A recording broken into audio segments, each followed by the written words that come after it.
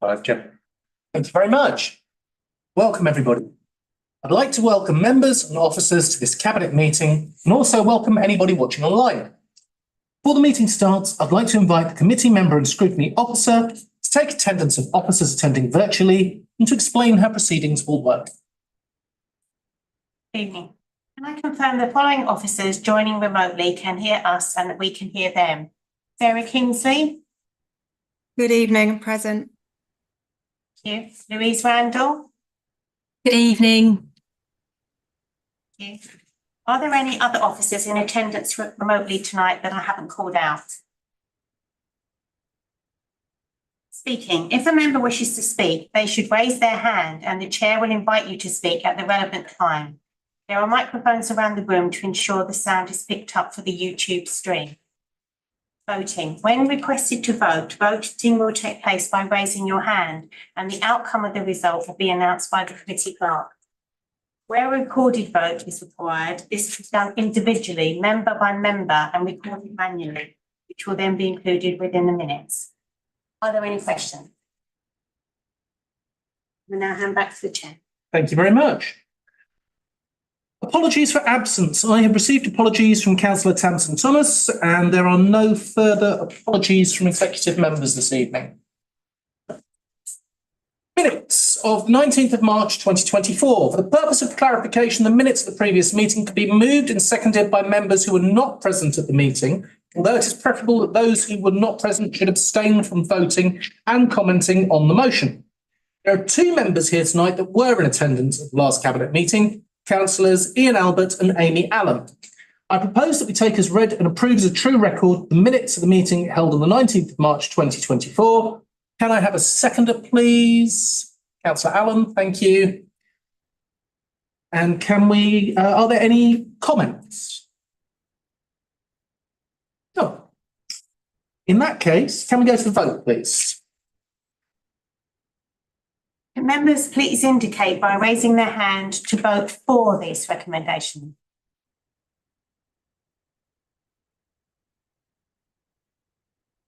Chair, that motion is carried. Very much. And we will get the proper officer to sign the minutes on behalf of the council as per section 13.4.1 of the Constitution. Notification of other business. There has been no other business notified. No. Chair's announcements. In accordance with council policy, this meeting is being recorded. The recordings will be available both on the council's YouTube channel as well as on the council's ModGov site, along with documents from the meeting. Members are reminded that this council has declared both a climate emergency and an ecological emergency. These are serious decisions that mean, as this is an emergency, all of us, officers and members, have that in mind as we carry out our various roles and tasks for the benefit of the district. More details are included on the agenda front sheet. Members are reminded to make declarations of interest before an item. The detailed reminder about this and speaking rights is set out under the chair's announcements on the agenda. For the purpose of clarification, 4.8.23a of the Constitution does not apply to this meeting. Therefore, a member may leave the room during the debate and consideration of that item and be able to vote. However, please be mindful of the business on the agenda and wherever possible, leave an appropriate point in the proceedings. We have no public participation this evening. Item 6 is items referred from other committees. 6A, Overview and Scrutiny Committee. Question 4, update on the council delivery plan will be considered with item 7. 6B, the Finance, Audit and Risk Committee 23-24 year-end report on risk management governance will be considered with item 8. 6C, the Finance, Audit and Risk Committee Revenue Budget Outrun 23-24 to be considered with item 9. 6D, Finance, Audit and Risk Committee Investment Strategy, Capital and Treasury End of Year Review 23-24 to be considered with item 10. 6E, Overview and Scrutiny Committee Key Performance Indicators to be considered with item 11. 6F, Overview and Scrutiny Committee Leisure Investment Options Part 2 to be considered with item 14. 6G, Finance, Audit and Risk Committee Leisure Investment Options Part 2 to be considered with item 14. 6H, the Overview and Scrutiny Committee Leisure Investment Options Part 1, to be considered with item 15. And 6I, the Finance Audit and Risk Committee Leisure Investment Options Part 1, to be considered with item 15. 7. Council Delivery Plan Q4 Update. Referral from Overview and Scrutiny. Can I invite the Chair of Overview and Scrutiny, Councillor Matt Barnes, to present the referral, please? Thank you, Chair. So the committee considered the report and was broadly satisfied with what it said. There was particular interest in the projects within the enterprise service area. So I think we'll have a desire to invite the cabinet member for that area to one of our future meetings. Also, there was particular interest in the risks associated with waste contract mobilisation for the depots and things like that. So we'll be looking to do some work in that area too, but we're talking on that topic next week, I believe, already. Otherwise, there were some questions around the detail for mechanisms for reviewing what's on the council delivery plan going forwards. So I'm not sure how well established that process is, but otherwise, yeah, looks good. Okay, thank you so much. Do you have any questions for Councillor Barnes? Thank you very much. Councillor Albert, can I ask you to present the report, please? Thanks, Chair. And again, obviously, thanks to Matt and the scrutiny colleagues for their consideration of the report. I sat in on that part of the meeting. That was really helpful. I think formally to say the report sets out the position on the projects at the end of the year. Para 8.4 sets out where there's been changes in Q4, and then Para 8.5 sets out the completed projects. Now, this is a really key document, and as we've agreed previously, we'll have a more focused set of projects for 24-25. That list was agreed in March, and we will have a chance to review following the setting of a new council plan. And obviously, cabinet colleagues will know about the work that's going ahead to produce that new council plan. And obviously, covering the point that the Matt was just making, we'll also keep this delivery plan under review on a quarterly basis. And I think their comments and scrutiny comments about that process we will certainly take into account, and obviously firm those up as we go forward, and indeed firm those up, Chair, as we get to a new council plan itself. I totally agree with scrutiny colleagues. We need to make sure we keep the council delivery plan under regular review, and there is very much scope to add and remove projects from the plan. But we need to make sure it reflects our actual plans, that we've got the resources to deliver. As a reminder to colleagues, and I think particularly to our newer cabinet colleagues, paragraph 8.8 sets out where you can access IdeaGen, previously Pentana, to see further details on individual projects. And I certainly encourage cabinet colleagues to do that. A couple of recommendations in front of you, Chair, that I'm happy to move. The cabinet notes the progress against the council projects, as council delivery plan, Appendix A, including the new milestones and changes to milestone dates, and the cabinet notes the completion in Q4 of the projects detailed in paragraph 8.5. Happy to move, Chair. Thank you very much for moving that, Councillor Albert, and thank you for the response. May I have a seconder, please? Councillor Allen, thank you very much. Move on to the debate. Does anyone have anything they wish to discuss on this?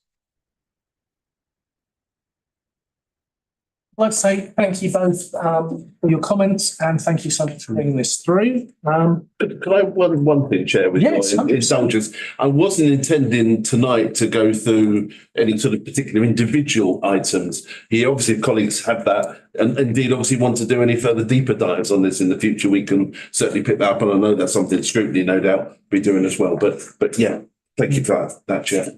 Thank you. In that case, can we move on to the vote, please? Members, please indicate by raising their hand to vote for these recommendations. Yeah, that motion is carried. Thank you very much. Annual report on risk management governance. This is item 8, referral from FAR. Can I invite the chair of FAR, Councillor Sean Nolan, to present the referral, please?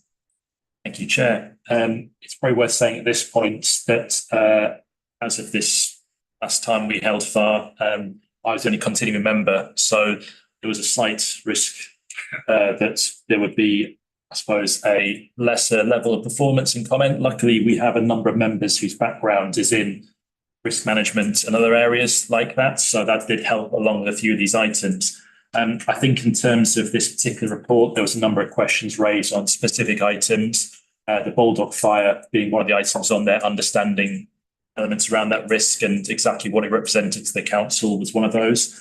Another point raised was around looking again forward at those risks that might approach, particularly in the areas of legislation, whether that's any continuing areas of potential post-Brexit legislation changes in accordance with moving on from some EU laws through to the effects of obviously the general election that's upcoming and any potential changes after that in terms of how we might then as a council have to deliver against those and what risks that then entails.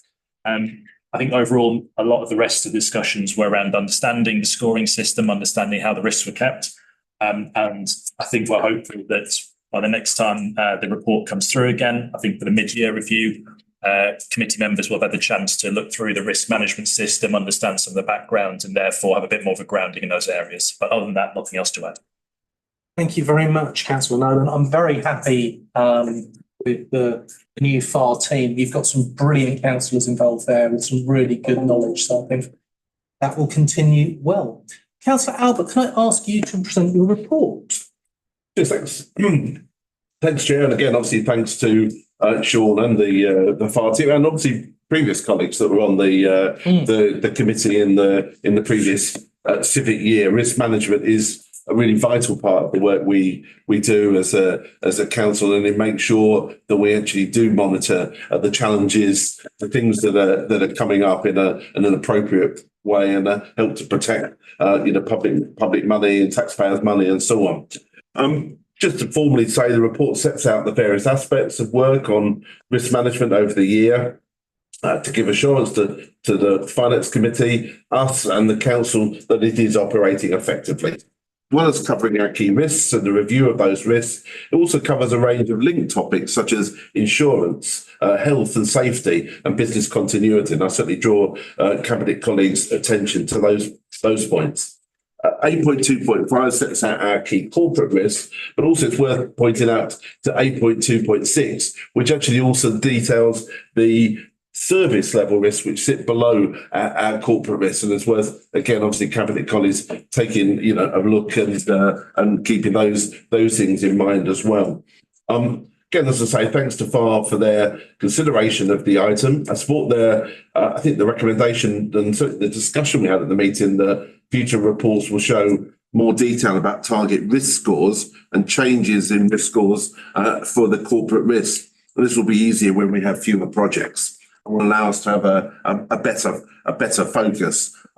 It's worth also again, obviously, just draw Cabinet colleagues' attention to 8.5.3. That was the horizon scanning that was done by the senior management group, and there's some really key issues in there, including things like cyber attacks, which has been very topical recently in terms of the NHS and elsewhere, and that's certainly something that we are looking at closely and setting up a new cyber board and so on. So again, obviously, draw Cabinet colleagues' attention to that. But also that we do have a risk and performance management group, and without overloading Mr. Cooper and his team, obviously Cabinet colleagues will be also, and that invite tends out to Finance Committee and Scrutiny Committee to attend a risk and performance management group that happens quarterly. And I would encourage sort of particularly newer members of Cabinet to come along to one of those if you can. There's a couple of recommendations in front of us, Chair. I'm happy to make one recommendation that we note this report and refer it on to full council, and happy to move that recommendation. Thank you very much. Just for reference, there were no amendments to the recommendation from FAR. So we have a proposer in Councillor Albert. Do we have a seconder, please? Councillor Winstanley, thank you very much. We move on to the debate. Does anyone want to bring anything up on this? No? Okay. Again, with no amendments, that makes perfect sense. Thank you very much. Can we go on to the vote, please? Can members please indicate by raising their hand to vote for these recommendations? Chair, that motion is carried. Thank you. Item 9 is the revenue budget outturn for 23-24. This is a referral from FAR, Finance, Audit and Risk. Can I invite Chair of FAR, Councillor Sean Nolan, to present the referral? Thank you again, Chair. So there are a number of areas looked at here. I think one of the key ones in particular was something that had been hanging over for a couple of years, which was the value of income from car parking fees. With the rebaselining there, I think it gives us that stability now and understanding forward projections in that area, given now I think that Ian Cooper and his team have the confidence in those numbers to what is the likely income on that side. Other discussion was around the leisure management centre fees, so understanding where the performance in that area had changed, in particular now going forward with the new contract, how that might look in the future and the income there.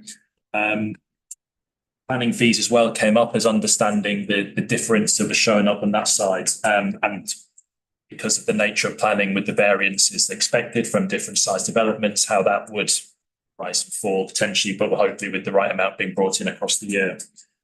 The only other real areas mentioned and brought up was around the commercial waste and the bin numbers. So I think the bin numbers were stable, but the value in terms of the income was slightly lower. So there was a bit of discussion understanding how exactly that come around.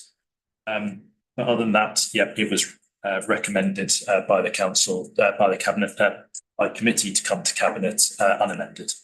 Thank you very much. Councillor Albert.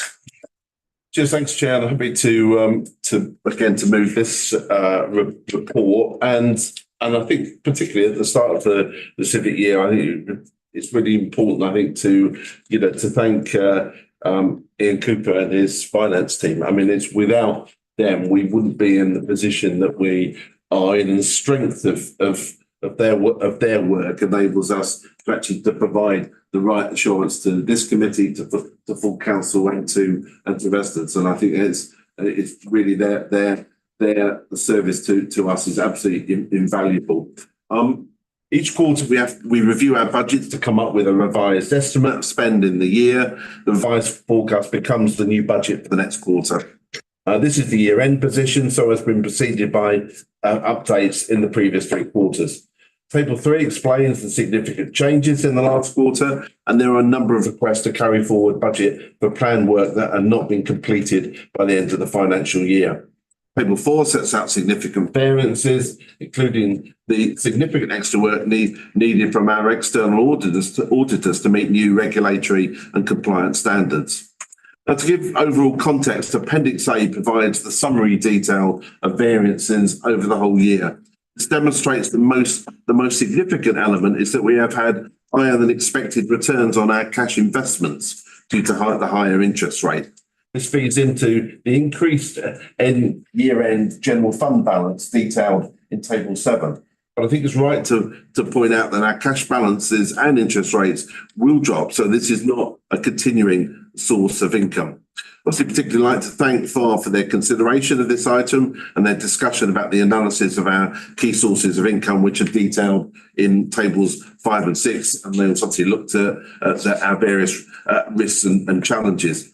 Clearly, colleagues, going forward, we will be, as we go into the new financial year, progress through the new financial year, we will be reviewing, continuing to review our budgets. We've got an important piece of work in the running up to the budget setting in 25-26. As I said at the budget setting meeting in February, there are some major challenges there for the council, like all councils around the country. We will need to consider at a future time whether we are going to go ahead with the budget consultation that we had discussed previously with residents, and it may well be that because we now have a general election, maybe that doing that budget consultation immediately isn't the right time, but that's something we'll need to clearly come back, Chair, and discuss in a bit more detail as we go forward. There are 4 recommendations in front of us that we note the report. 2.2 that we approve the decrease of 194,000 in the 23-24 net general fund expenditure as identified in section 8 to a total of 16.494 million.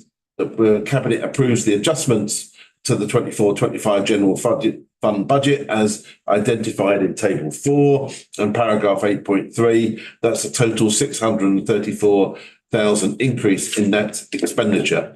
And that we also then recommend to council that we approve the net transfer to earmark reserves as identified in table 9 of 2.028 million. I'd like to move those 4 recommendations, Chair. Need to obviously pick up any questions with Mr. Cooper. Thank you for that proposal, Councillor Albert. May I have a seconder, please? Councillor Allen, thank you. Move on to the debate.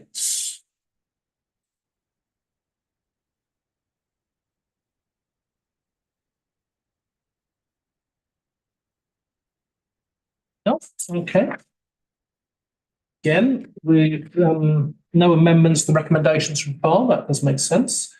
May we go to the vote, please? Members, please indicate by raising their hand to vote for these recommendations. Yeah, that motion is carried. Thank you. Item 10 is the investment strategy, capital and treasury, end of year review 23-24. This is a referral from FAR, Finance Audit and Risk.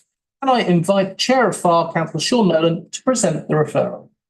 Thank you again, Chair. I think on this item, there was a lot of understanding from the new members of the committee in terms of the complexity of, I suppose, where we've been in the last couple of years as a council financially. Obviously, the positives have been shown in terms of the increased investment income. But I think it's fair to say that we've all accepted now that that higher rate of interest that we've benefited from is unlikely to last much longer. It was raised specifically again by Ian Cooper, I think very correctly, that the reserves that we've been using for the capital programme are now at a point where they are diminishing to, well, won't be around much longer, and that it's not far off the point where we'll have to consider borrowing to fund that programme going forward. So again, it's something that I think this committee has been kept in mind through discussions.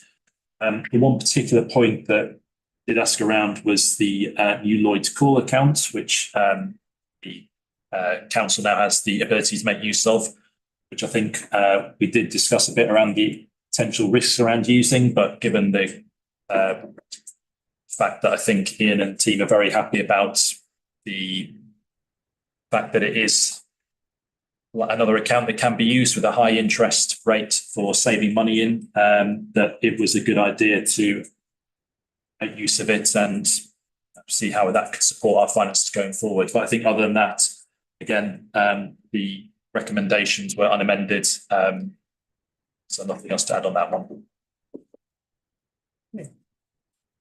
Are there any questions for Councillor Nolan? I've read the report, thank you very much. Just because you've mentioned it in the conversation there, can I just quickly ask, you said that it's a high interest rate. Can I ask what the interest rate was? 5%, I think, when they count in. Yeah, it's about 5%. So, I mean, similar to what we're getting on the investments at the moment, but obviously compared to the interest rates as they'll be shortly, probably significantly higher than those. So, yeah. So I just wanted to have that sense that we had it on the recording. Thank you so much. Councillor Albert, can I ask you to please present your report? Thank you. And again, obviously, thanks to Sean and the FAR colleagues for their consideration. I think I'll say a couple of things around about the investment strategy as we could go through the report. But let's formally start, first of all, Chair, with the first part of the report relates to our capital spend, which is to spend on purchasing and maintaining assets, the things that have a useful life for more than a year. Table 2 and 3 details the changes in the forecast spend in the last quarter and the reason for those changes. Paragraph 8.6 details the capital schemes that have been completed during the year. Table 4 details how the capital programme has been funded and shows our diminishing capital receipts. All capital spend has a revenue cost in either lost interest or external interest costs. So when we reach a point where we can't fund a capital programme from the capital receipts, then there is a further revenue charge to reflect the use of that asset over its useful life. And that obviously does clearly put further strain on our revenue budget at that particular point. Now, whilst we may have many aspirations about investing in the district, our capital programme needs to set out our actual plans, and very much part of that 25-26 budget process. And indeed, we are thinking about that already, as I mentioned earlier. We will carry out a full review of our capital spend to make sure it matches our priorities and indeed is realistically achievable, and we have the capacity to deliver it. The second part of the report relates to how we've invested our surplus cash. Those investments have all complied with our investment strategy. And as I say, I particularly draw Cabinet colleagues' attention also to in the executive summary to paragraph 1.4 that we complied with all our legislative and regulatory requirements throughout the year. Should also say note that paragraph 8.19 recommends a change to the investment strategy for the current year 24-25. And as I say, finally, I would mention obviously again, particular thanks to our colleagues for their consideration of the report. There are 6 recommendations. So I'm happy to read those out, Chair, in detail if you would like me to, or indeed I can obviously sort of formally sort of move those, but particularly draw colleagues' attention to 2.6, where we are asking to recommend this report to council and asking to approve the actual 23-24 prudential and treasury indicators, note the annual treasury report for 23-24, but approve that change in relation to the Lloyd's call account that Councillor Nolan mentioned. So the combined total of current account and call account is up to £5 million. And the one final thing I'll mention is that clearly we will also be looking during the course of the year and up into the budget around our investment strategy. Generally, it's something Mr. Cooper and I discussed the other day. Clearly, most of the investments that we hold as a council sit with from local authority loans or indeed from building society loans. That's where most of our investments sit. But we will look at our general overall overarching investment strategy as well. So move those recommendations, Chair, but obviously if you want me to read them out in full, I'm happy to do so. I am happy, as long as everyone else wants to take those as read. I would just gently point out there were 8, not 6. Oh, well, there we are. My apologies. Well, I suppose that's good. You add them all together. Yes. And I should have got my maths right. Right. Is everybody okay with those as read, or would you like me to read them?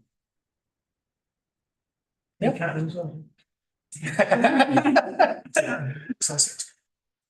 Right. In that case, we have those. We have a proposer in Councillor Albert. May I have a seconder, please? Thank you very much, Councillor Devon. We move on to the debate. Does anyone have anything they would like to question on this? I've already had my question answered by Councillor Nolan, which I appreciate. Okay, in that case, we'll move on to the vote, please. Members, please indicate by raising their hand to vote for these recommendations. Chair, that motion is carried. Thank you. Item 11 is Key Performance Indicators 24-25. This is a referral from Overview and Scrutiny. I invite the Chair of Overview and Scrutiny, Councillor Matt Burns, to present the referral, please. Sorry, Matt. I've got no idea where that goes. Councillor Matt Burns, my sincere apologies. Okay, cool. Yes, thank you. The committee, again, asked several questions about this. Overall, welcoming the introduction of the new KPIs. I think they're going to benefit us significantly versus the previous way of tracking projects and, looking at the overall performance of the council.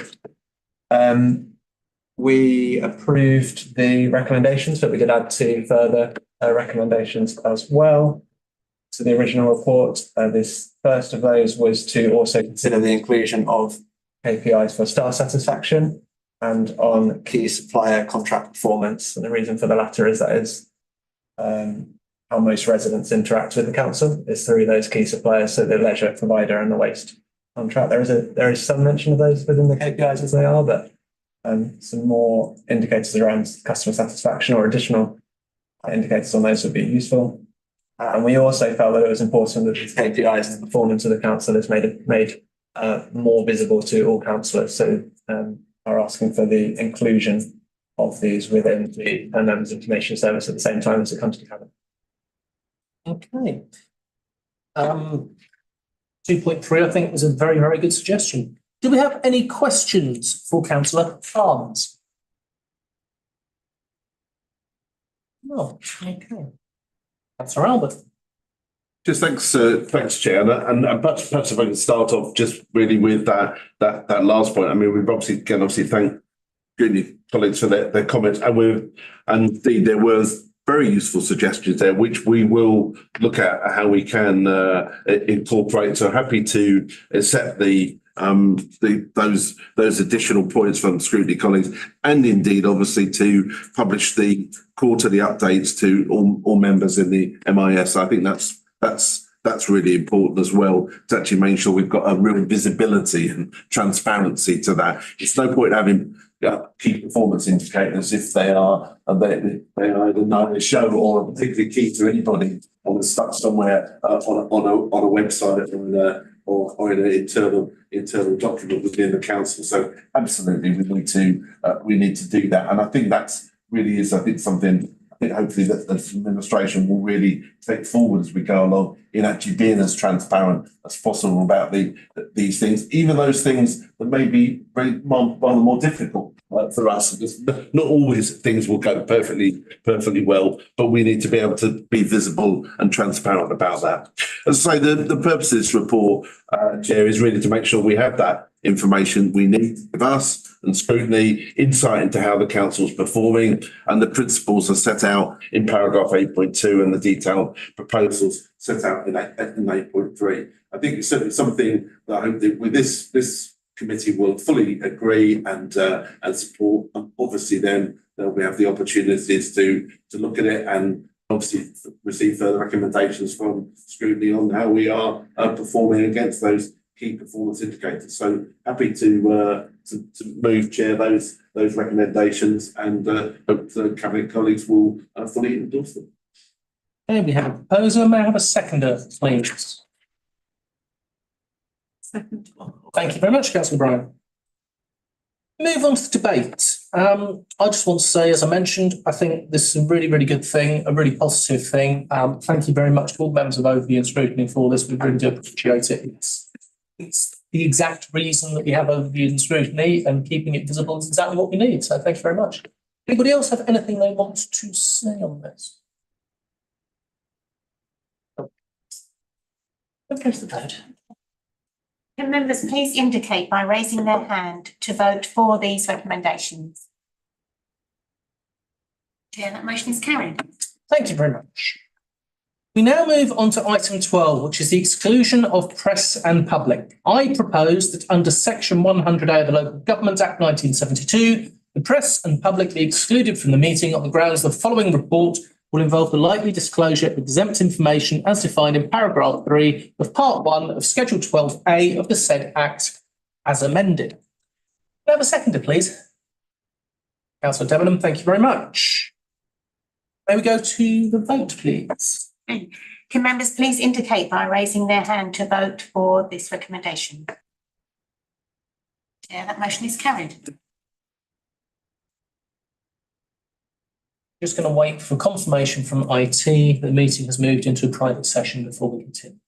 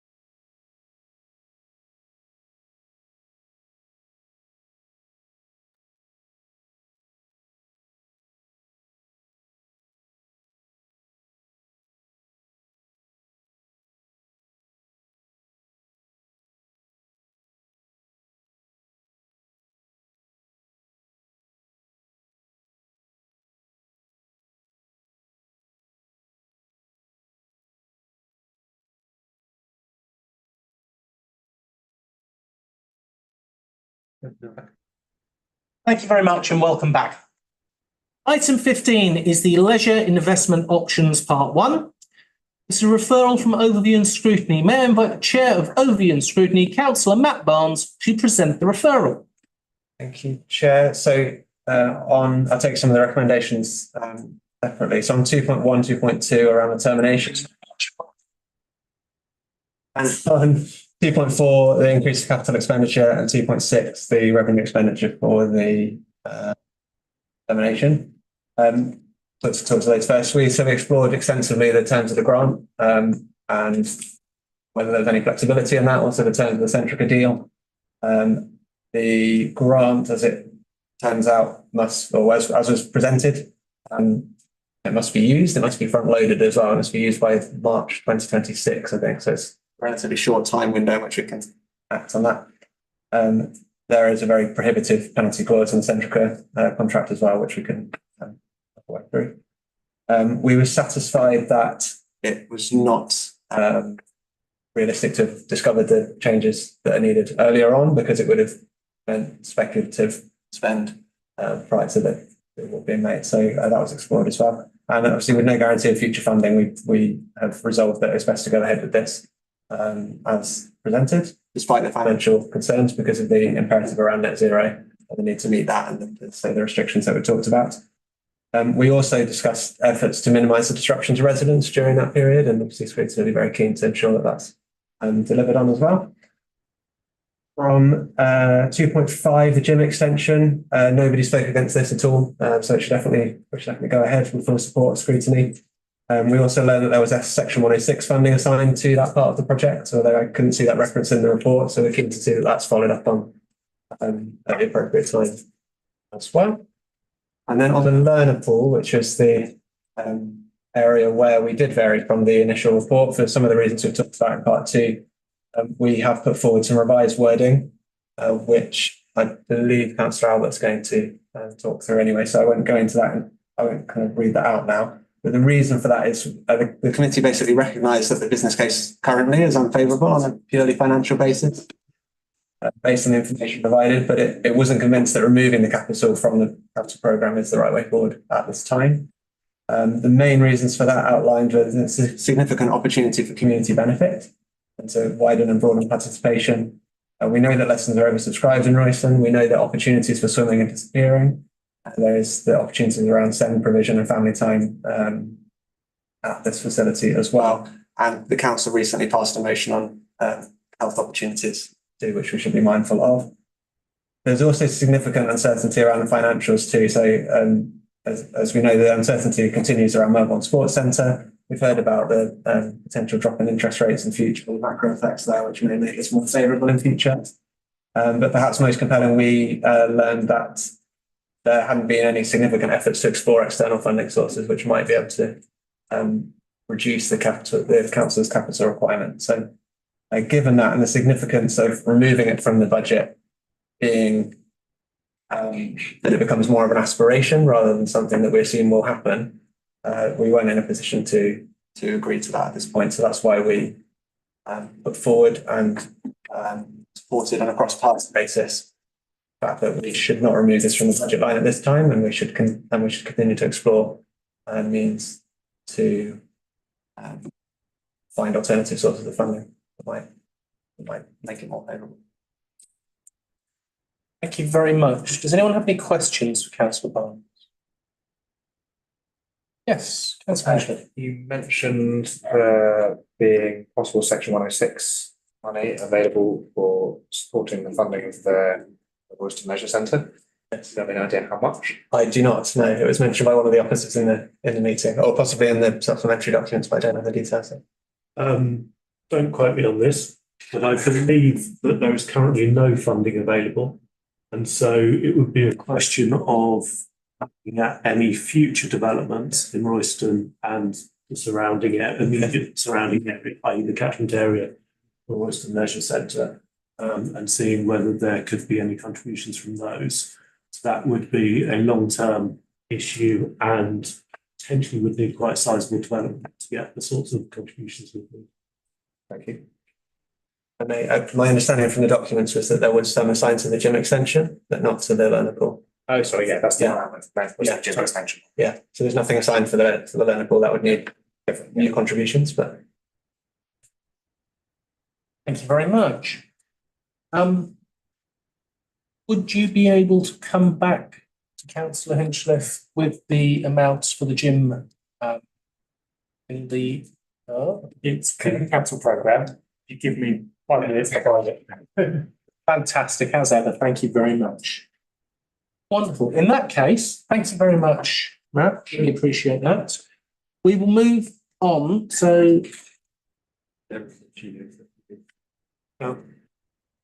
you want to invite Sarah in. Sarah, if you do know the figures, thank you very much.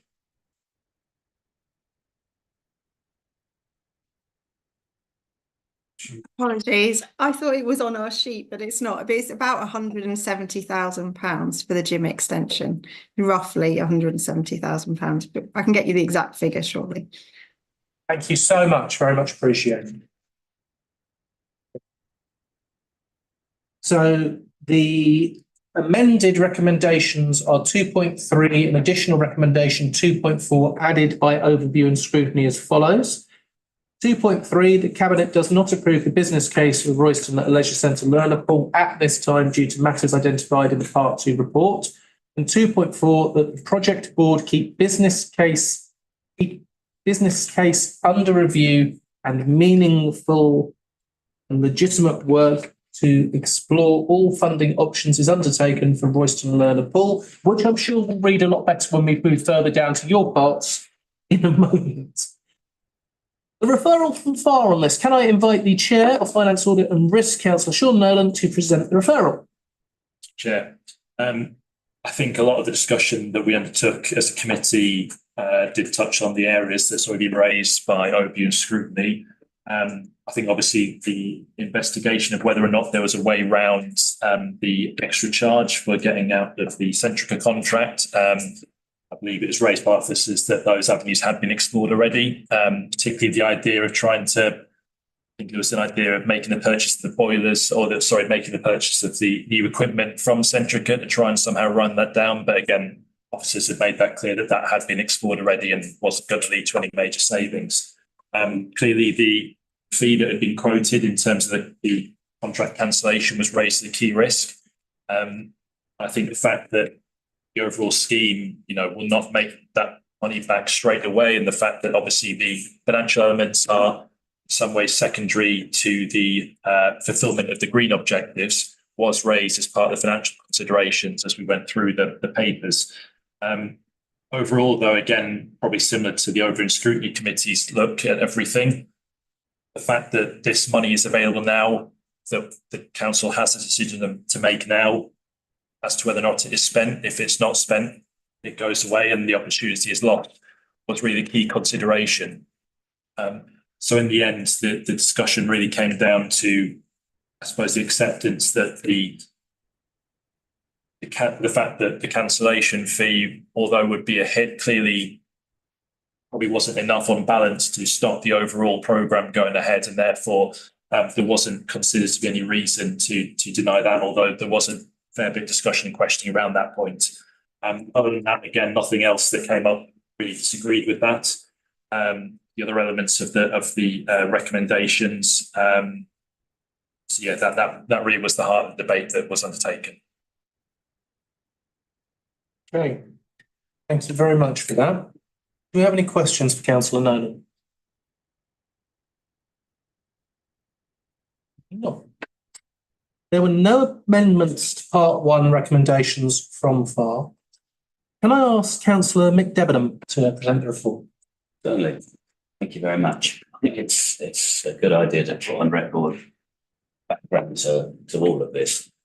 In February of this year, Council was advised of its application to the Public Sector Decarbonisation Scheme for a project to enable substantial decarbonisation of the leisure centres in Hitchin, Royston and Letchworth had been successful. The Council was awarded over £7.7 million in grant funding for measures including air source heat pumps, solar PV and substantial improvements to the fabric of the buildings. In addition, the council agreed funding of £3.06 million to fund our match contribution for the grant and additional project costs such as preliminaries. Emissions from the leisure centres account for 45% of the council's own emissions. As identified at paragraph 8.1, the carbon savings for the project are significant, reducing the emissions of each leisure centre by over 60%. Placing gas heating at the leisure centre with low carbon alternatives is the single most effective action we can take towards meeting our target of being carbon neutral for our operations by 2030. Upon confirmation of the grant award, we commissioned Wilmot Dixon to carry out detailed feasibility studies for the works. During feasibility, some technical issues were identified in paragraph 8.6, which have led to cost increases. Further issue was also identified regarding the termination of gas CHP units at Hitchin and Letchworth at 8.10. Alongside the feasibility for the decarbonisation works, Wilmot Dixon also carried out feasibility for both a gym extension and a learner pool at Royston.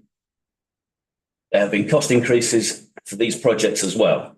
See paragraph 8.15, primarily due to ensuring that they are built to net zero carbon standards. Please note that in the table in 8.15, there is a slight error. This increase should be 220, not 200, but the overall figure at the bottom is the correct one. The report to Cabinet therefore lists recommendations 2.1 to 2.2 regarding the termination of the CHP units and an increase in project costs at 2.4 to 2.6, which would enable the decarbonisation project and the gym extension to proceed. There are strict conditions on the Salix grant requiring all funds to be spent in the relevant year of the project. Allocation for year 1, 24-25, is 6.2 million, and year 2, 25-26, is 1.6 million. The funding is front-loaded to ensure that the heat pumps and PV vandals can be ordered in good time in case any supply chain delays. There is no flexibility to transfer funding from one year to another. This is why a Cabinet decision is needed at this juncture prior to the Council signing a pre-construction services agreement with Wilmot Dixon. The project programme factors in a decision being made by full Council on the 11th of July for the approval of the additional budget in order to meet deadlines, including carrying out detailed design, obtaining planning approvals and ordering materials prior to work starting on site. Due to the factors identified in the Part 2 report, the recommendation to Cabinet on the learner pool at 2.3 is to not proceed at this stage.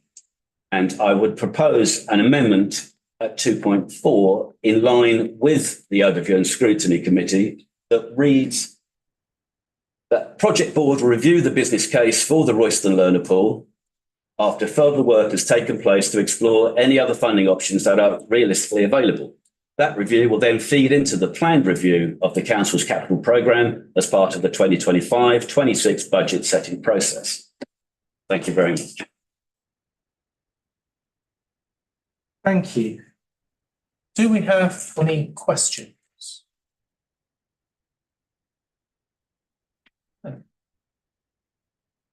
I'd just like to take a moment to once again thank officers for their proactive work on this, because this is what is going to make a humongous difference to this council's aim to hit net zero for 2030. So we really do appreciate their work on this. Can I have a proposer for 2.1, 2.2, 2.3, 2.4, 2.5 and 2.6? Yeah. So Debenham proposes. May I have a seconder, please? Councillor Albert, second. We go to the debate. Yes, Councillor Albert.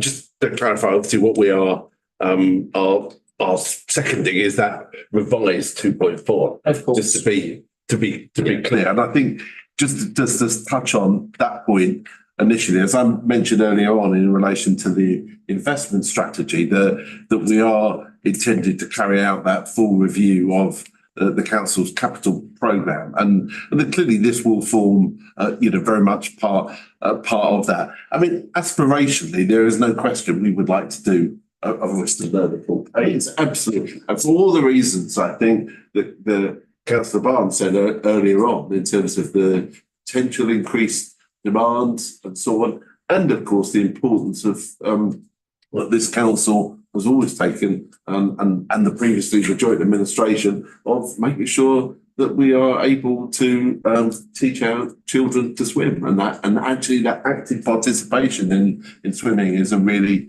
important thing. So yeah, aspiration, we want to do this, and so that's why I was really keen on that amendment, and very much listened carefully to the scrutiny discussion that we wanted to see and make sure that there were no stones left unturned. I'm sure there's probably a better metaphor somewhere along the way for a swimming pool, but whatever it might be, that that we are looking really carefully and critically at that. I don't think, and then I think as